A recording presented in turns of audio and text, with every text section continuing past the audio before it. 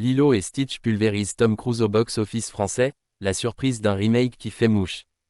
Qui aurait parié qu'un petit extraterrestre bleu parviendrait à renverser Ethan Hunt lui-même? Et pourtant, c'est exactement ce qui se passe dans les salles de cinéma français.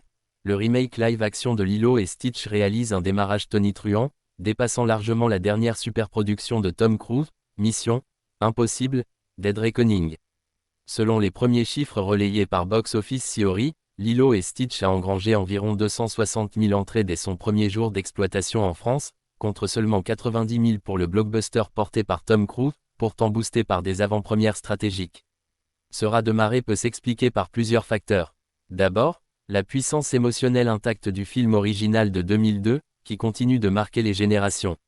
Ensuite, une stratégie marketing redoutable de Disney, misant à fond sur la nostalgie et sur le personnage de Stitch, véritable phénomène de merchandising, avec plus de 2,6 milliards de dollars de ventes de produits dérivés en 2024, selon The Wall Street Journal.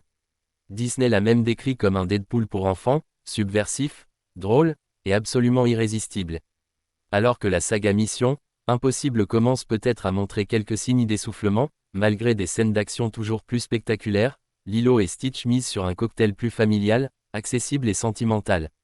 Et ça marche. À l'international, les prévisions annoncent entre 190 et 200 millions de dollars sur son premier week-end, là où Dead Reckoning peine à dépasser les 80 millions.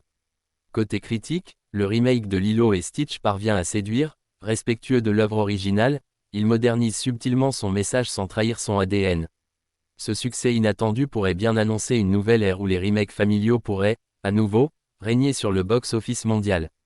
Pendant ce temps, Tom Cruise, infatigable, prépare déjà la suite de ses cascades, mais cette semaine, c'est Stitch qui vole la vedette.